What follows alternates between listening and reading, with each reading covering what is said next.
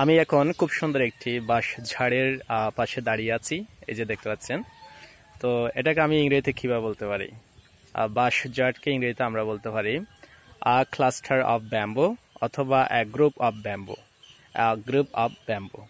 So আমি যদি এখন ইংরেজি বাক্যটা বলি, right now I am standing beside a cluster of bamboo, অথবা right now I am standing beside a group of bamboo.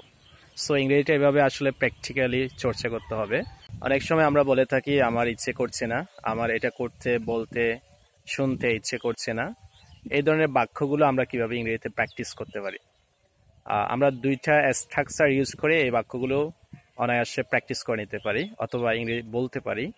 যেমন আমি যদি উদাহরণস্বরূপ বলি, আমার এখন বের হতে ইচ্ছে করছে না। সো আমরা দুইভাবে এটা বলতে পারি। প্রথম বাক্যটি হলো I don't feel like going out. I don't feel like এরপরে ভার্বের সাথে আইএনজি করে going out। অথবা আমরা বলতে পারি I have no desire to go out. I have no desire to, এইটুকু ব্যবহার করলে আপনাকে ভার্বটি সিম্পল ফর্মে বা বেস ফর্মে ব্যবহার করতে হবে, ভার্বের সাথে আইএনজি হবে না। যেমন আমি যদি বলি আমার যেতে ইচ্ছে করছে না, I don't feel like going. আমার শুনতে ইচ্ছে করছে না, I don't feel like listening. আমার হাঁটতে ইচ্ছে করছে না, I don't feel like walking. আমার বলতে ইচ্ছে করছে না, I don't feel like speaking. আমার ব্যাখ্যা করতে ইচ্ছে করছে না, I don't feel like explaining myself.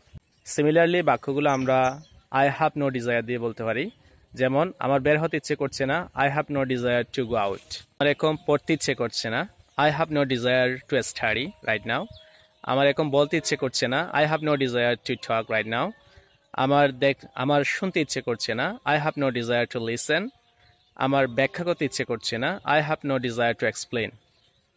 অথবা আমার তর্ক করতে ইচ্ছে করছে না, I have no desire to argue. এভাবে আমরা বাক্যগুলো প্র্যাকটিস করে নিতে পারি। সো আপনি দুটো বাক্য গঠন করে আই হ্যাভ নো ডিজায়ার অথবা আই ডোন্ট ফিল লাইক দিয়ে গঠন করে আমাকে কমেন্ট করুন। ধন্যবাদ সবাইকে। Thank for all for watching me.